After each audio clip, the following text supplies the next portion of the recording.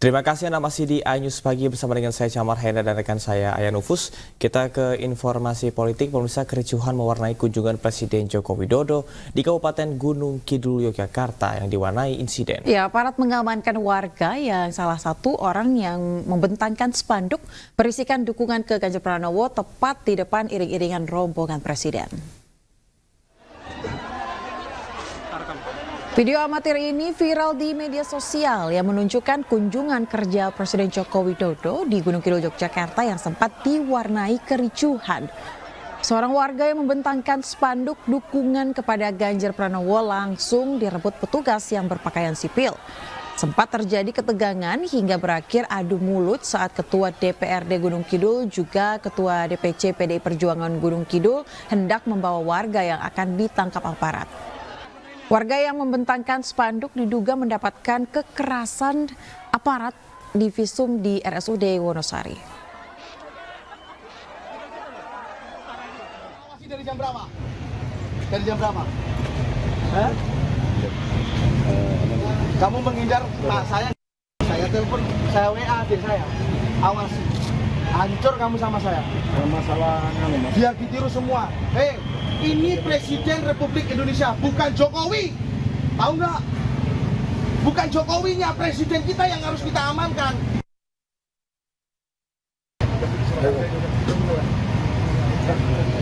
Silakan kalau mau. Saya adalah bendahara Seklar Jokowi. Rekening pemenang Jokowi itu atas nama Endang Sutikti. Bu, mohon izin. Jadi mohon maaf. Saya cut dulu. Saya cut dulu, Bu. Bu, saya cut dulu. Ini menyampaikan aspirasi. Bu, saya cut dulu. Ya. Saya cut dulu. Saya dengar. Nggak usah teriak, Mas. Saya dengar. Nggak usah teriak, tolong nggak usah teriak ya. Kurang kencang, jangan melihat keperempuanan saya. Saya menghormati saudara. Saya cut dulu. Mari bicara baik-baik. Saya datang dengan baik-baik. Saya cut dulu. Silahkan. Kamu keboblas. Iya. Iya, betul. Iya. Karena ini membahayakan tadi. Ya, walaupun mungkin kalau ibu selama ibu hidup, tapi bagi aparat dia membahayakan. Iya. Terus mau diapakan? Saya amankan. Mau ditangkap? Silakan. Di mana nangkapnya? Surat penangkapannya? Silakan diberikan. Biar saya yang urus. Saya akan bertanggung. Saya melaksanakan ya. dengan spontan, dengan kesigapan kami Ya. untuk menyelamatkan diri. Ya. Ya. Sudah saya simpan videonya juga, saya sudah melihat. Dan silakan ditangkap, surat penangkapannya di mana, mau dipenjara di mana? Saya hanya mengamankan saja. Ya. Jadi ini nggak akan dipenjara? Siap, tidak. Oke. Saya hanya mengamankan Kalau saja. tidak, biar saya bawa pulang. Siap. Ya. Ini tanggung jawab Daripada saya nanti sebagai wakil rakyat untuk melindungi seluruh rakyat Indonesia, amanat undang-undang Bung Karno memerdekakan rakyat ini untuk melindungi rakyat. Mari kita pulang. Tapi bilang salah tadi, sekarang teriak. Silakan. Ya. Saya dapat surat perintah. Saya juga tukang demo sebelum jadi ketua DPR. Ya. Saya pernah ditindas oleh aparat sebelum jadi ketua DPR. Maka tidak ada kata lain selain lawan merdeka. Merdeka. Merdeka. Merdeka. Pulang kita. Tidak membawa, tidak ada atribut partai. Yang bersangkutan membawa spanduk selamat datang Pak Jokowi. Kemudian di bawahnya ada tulisan, tapi kami memilih Pak Ganjar. Apa susahnya itu dibaca? Apa susahnya itu direnungkan? Dan apa esensi dari tulisan itu? Apakah sedemikiannya itu sebuah penghinaan kepada Presiden? Apakah itu mengganggu Presiden? Apakah itu mengancam Presiden? Kalau mengancam Presiden, paling tidak tulisan selamat datang Pak Jokowi, saya akan membunuh Presiden. Itu mengancam. Tetapi kalau selamat datang Pak Jokowi, tetapi kami akan memilih Pak Ganjar. Itu saya rasa bukan bahasa yang menakutkan bagi seorang presiden yang punya perangkat perang lengkap dari Angkatan Laut, Darat, Udara, Kepolisian, TNI, dan Polri. Puluhan anggota kelompok penyelenggara pemungutan suara atau KPPS diduga keracunan makanan usai mengikuti bimbingan teknis di Kabupaten Cilacap, Jawa Tengah. Ya, 11 orang dirawat di Puskesmas dan RSUD Majenang.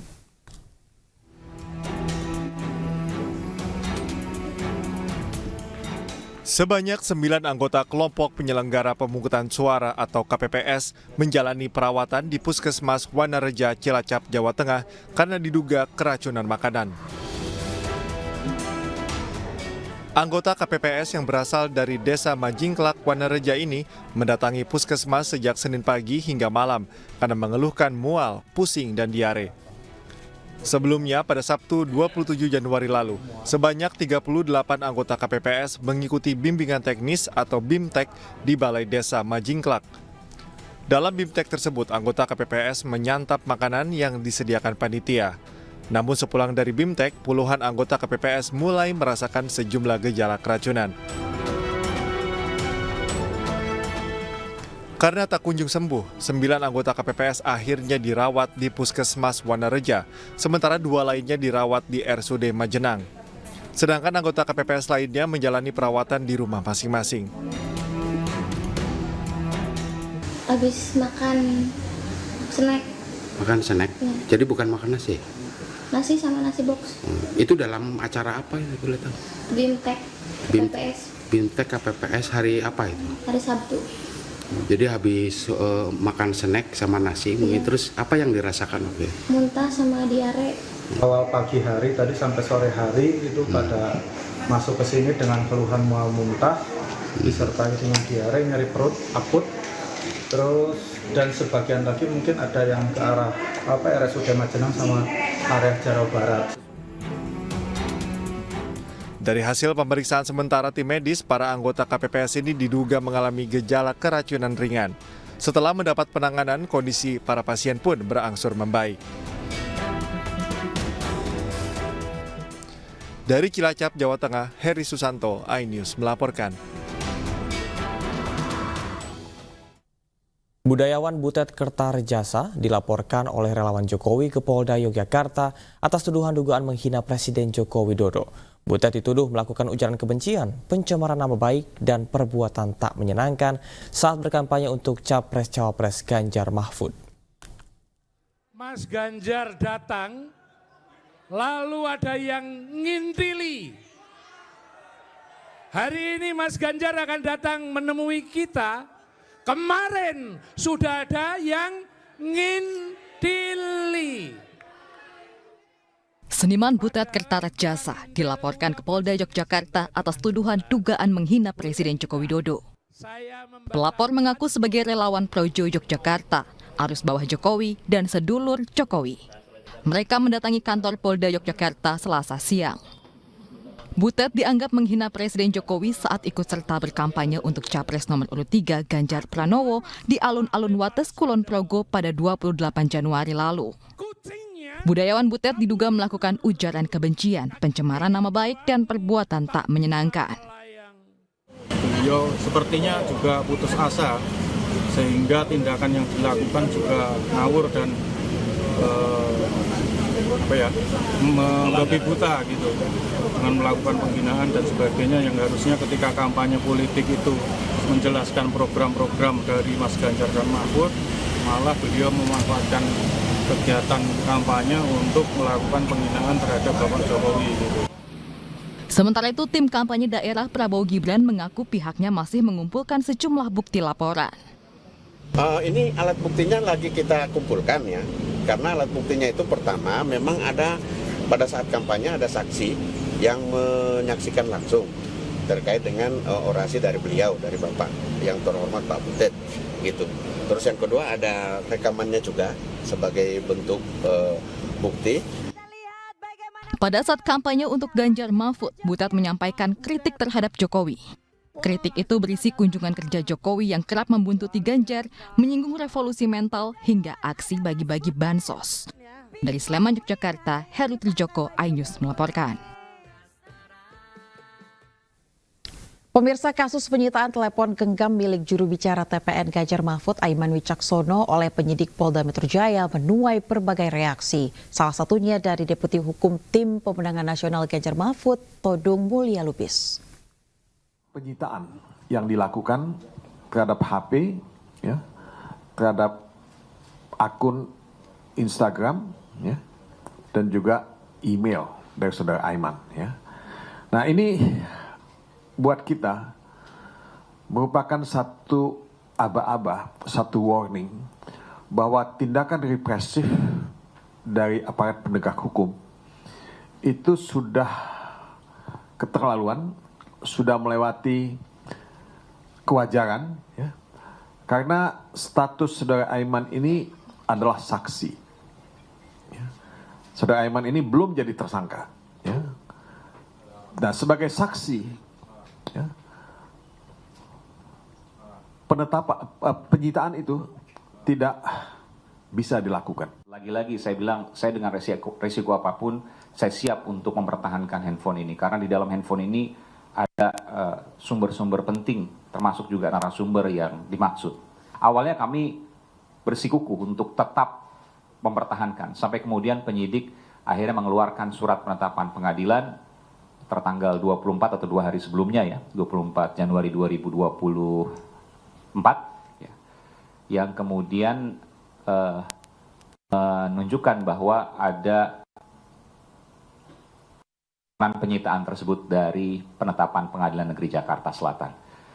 Saya bilang ke tim hukum saya bahwa saya tetap tidak mau, tapi ada potensi pasal baru yang akan muncul, yakni obstruction of justice misalnya, atau perintangan penyidikan yang akan muncul dengan ancaman hukuman 10 tahun ketika saya tidak memberikan HP saya. Dan saya tidak punya upaya lagi untuk kemudian. Juru bicara Capres-Cawapres nomor urut 3 Ganjar Pranowo Mahfud MD, Aiman Wicaksono mendatangi Kompolnas. Kedatangan Aiman didampingi tim kuasa hukum untuk melaporkan kasus penyitaan telepon genggam milik Aiman yang dilakukan penyidik Polda Metro Jaya.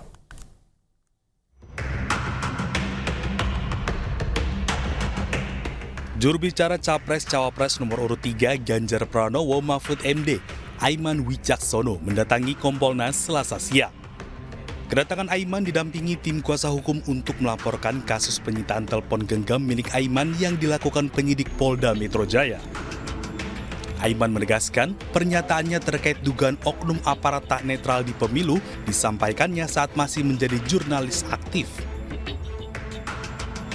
Pada saat kejadian, itu posisi saya kan masih wartawan, sehingga melekat pada saya hak tolak, bukan hak jawab ya, hak tolak. Sehingga saya bisa kemudian mengingkari siapa atau tidak memberitahukan siapa narasumber saya. Dan saya berkomitmen untuk tidak memberikan siapa narasumber saya, karena mereka kan menyampaikan informasi itu bahkan sebelum konferensi pers, saat saya masih aktif menjadi wartawan. Dan mereka mengetahui bahwa saya adalah wartawan. Jadi ketika kemudian saya buka di kemudian hari, itu tidak fair. Apalagi pada saat saya menyampaikan konferensi pers, saya masih berprofesi sebagai wartawan, melekat.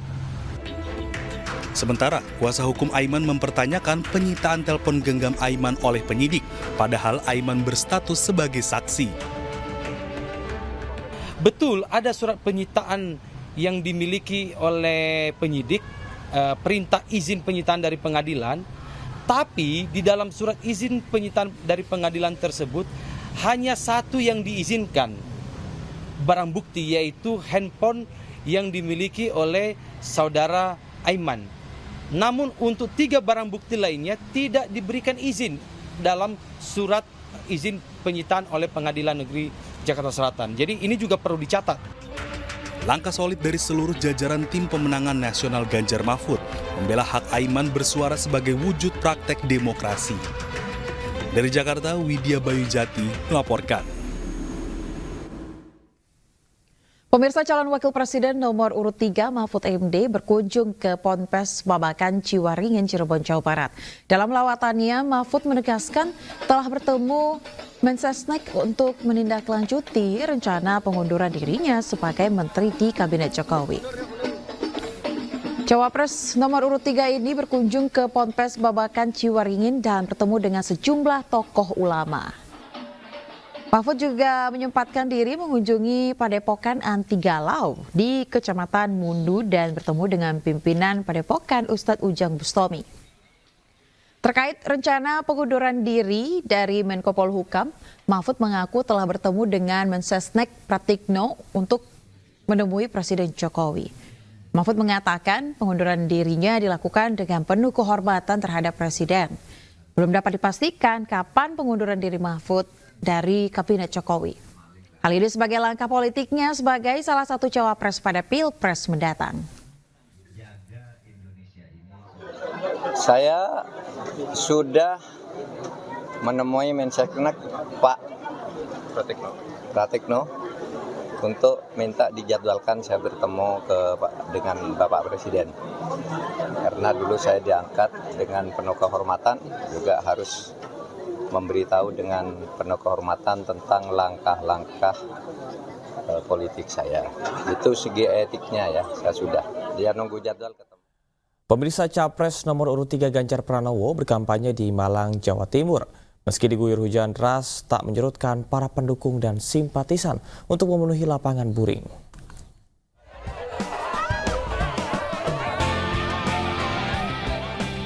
Kampanye akbar calon presiden nomor urut 3 Ganjar Pranowo di Kota Malang, Jawa Timur Selasa sore diguyur hujan deras. Hajatan rakyat 1000 banteng tidak meninggalkan lapangan buring meskipun diguyur hujan deras untuk menjemput kemenangan pasangan Ganjar Mahfud.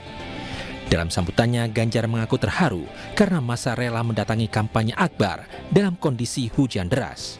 Bikin kita semangatnya tidak pernah luntur. Hujan bukan halangan. Seperti ini kondisinya, Malang sedang menjemput kemenangan. Selain komunitas budaya Bantengan, massa dari partai pendukung PDI Perjuangan, P3, Hanura, dan Perindu juga memenuhi lapangan buring Gedung Kandang Kota Malang. Di hadapan banyak pendukungnya, Ganjar memaparkan program pendidikan untuk semua kalangan, 1 sarjana dalam 1 keluarga miskin, gizi seimbang, dan perempuan berdaya untuk segera dilaksanakan setelah kemenangan. Ganjar Pranowo juga memberikan contoh bagaimana para pendukungnya untuk mencoblos kertas suara dengan mengajak salah satu pendukung naik ke atas panggung untuk bersama-sama mencoblos kertas suara raksasa.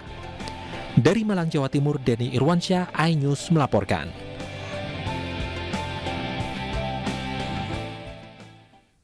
Sementara itu, pemirsa, Capres dan Cawapres nomor urut 1 Anies Baswedan dan Muhaimin Iskandar berkampanye bersama di Tegal, Jawa Tengah. Di hadapan pendukungnya, Amin menyinggung bantuan sosial yang dibiayai APBN kerap diklaim sebagai bantuan dari pihak tertentu.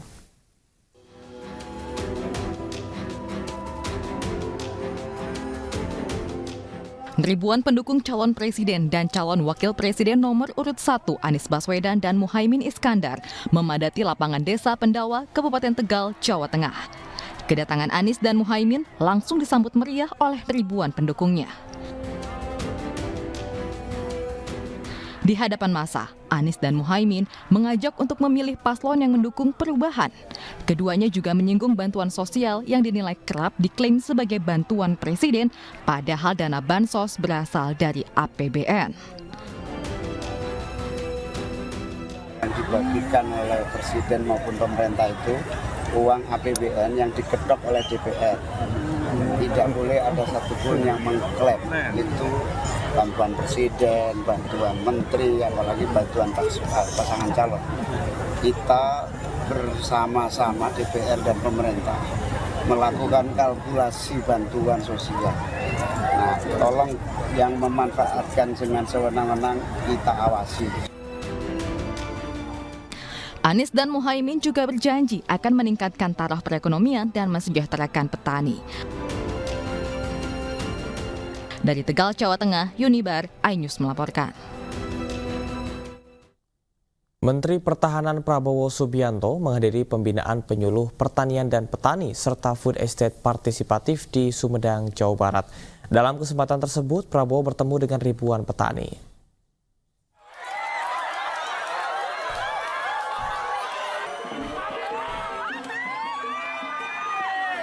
Setibanya di lokasi acara di Sumedang, Jawa Barat, Menteri Pertahanan Prabowo Subianto langsung disambut para petani. Prabowo yang hadir bersama dengan Menteri Pertanian Amran Sulaiman menghadiri pembinaan penyuluh pertanian dan petani serta food estate partisipatif Provinsi Jawa Barat. Pemkab Sumedang sebagai tuan rumah telah mencanangkan 1 desa 1 hektar lahan jagung dan padi sejak 2023 lalu. Program ini membuat produksi pangan 26 desa di 26 kecamatan meningkat.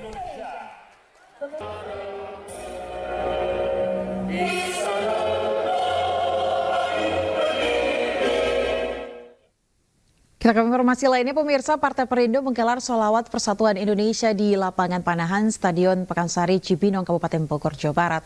Sholawat yang dihadiri ribuan warga ini diharapkan semakin menguatkan rasa persatuan antar sesama di tengah perbedaan pilihan politik.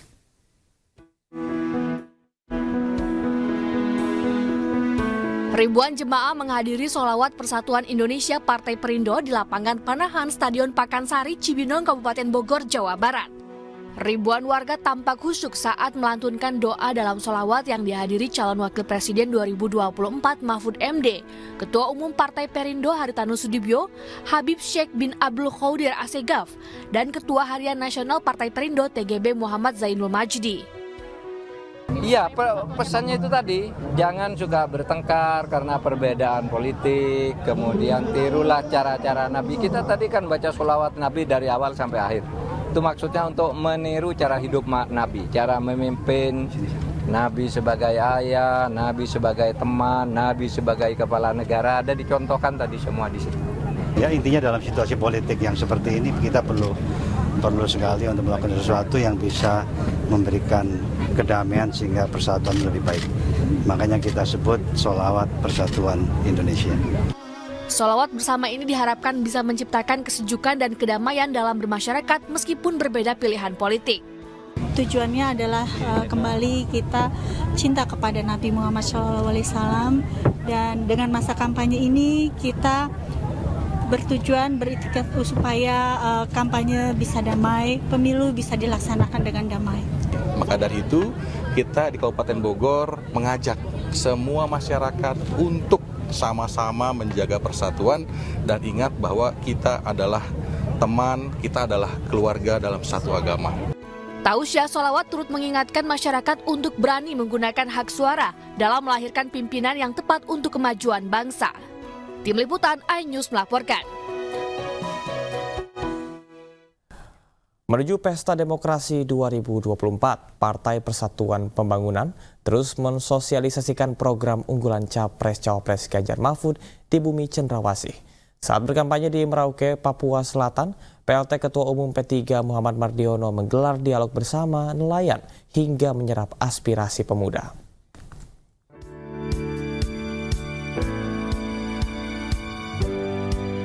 Dalam safari politik di bumi Cendrawasih, pelaksana tugas Ketua Umum Partai Persatuan Pembangunan Muhammad Mardiono berkunjung ke Kampung Nelayan Lampu 1 Kabupaten Merauke, Papua Selatan. Mardiono berdiskusi berbagai permasalahan seperti persoalan infrastruktur pembangunan tempat ibadah bagi para petani, infrastruktur kampung nelayan hingga peralatan nelayan. Selain mendorong untuk bersama-sama meningkatkan kemandirian pangan, juga dipaparkan program-program unggulan P3 dan Capres-Cawapres Ganjar Mahfud yang berpihak kepada nelayan, seperti program di Laut Kita Jaya, Nelayan Sejahtera yang mendorong kesejahteraan para nelayan di Indonesia. Indonesia ini adalah memiliki kekayaan maritim yang melimpah luar biasa, maka kesejahteraan bagi para pelaku nelayan ini ya, ini harus kita dorong ya untuk bisa menghasilkan produksi yang lebih, menggunakan alat juga yang cukup teknologinya untuk bisa menangkap ikan-ikan yang lebih banyak lagi. Kemudian juga tentang kemandirian pangan ini juga.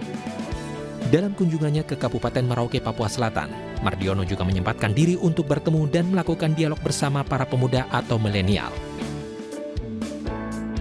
Mardiono menyebut beberapa hal yang disampaikan kepadanya, mulai dari persoalan fasilitas kesehatan hingga lapangan pekerjaan saat menyerap aspirasi para pemuda. Ia pun memaparkan program keberpihakan P3 dan paslon nomor urut 3 Ganjar Mahfud, yakni 17 juta lapangan pekerjaan, 1 desa 1 vaskes 1 nakes, hingga KTP Sakti untuk mengakses jaminan sosial, dan lainnya. Pemirsa, gerakan Salam 4 Jari yang diinisiasi Jod Muhammad menggema di media sosial X. Gerakan itu dinarasikan sebagai cara mengalahkan pasangan calon nomor urut 2 Prabowo Subianto, Gibran Raka Buming Raka.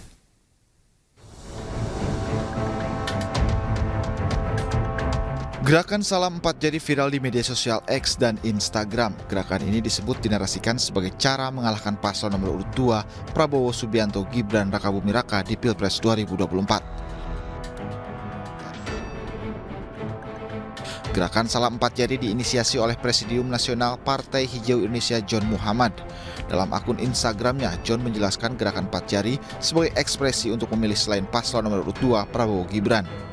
Selain itu, Salam 4 Jari bisa diartikan sebagai bergabungnya pasangan calon nomor urut 1 Anies Baswedan Muhaimin Iskandar dan paslon nomor urut 3 Ganjar Pranowo Mahfud MD. Selain itu, John mengajak masyarakat agar tidak golput di 14 Februari 2024. Menanggapi hal ini, calon presiden nomor urut 3 Ganjar Pranowo meminta masyarakat tidak terburu-buru dan menunggu hasil 14 Februari nanti. Bahkan Ganjar menyebut bisa saja hasilnya Ganjar Mahfud menang 1 putaran.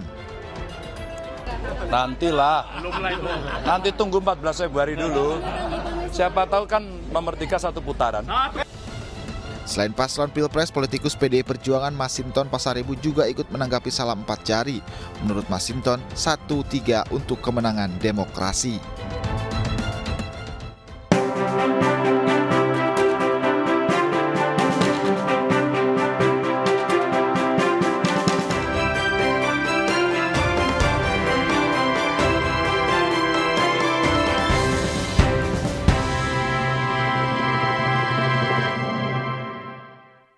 Diduga melakukan penipuan seorang caleg dari Partai Amanat Nasional yang juga artis sinetron berinisial IM, Selasa sore dilaporkan ke Polda Metro Jaya. Sejumlah korban arisan bodong bersama kuasa hukumnya mendatangi SPKT Polda Metro Jaya untuk melaporkan seorang caleg dari Partai PAN berinisial IM atas dugaan penipuan dan penggelapan.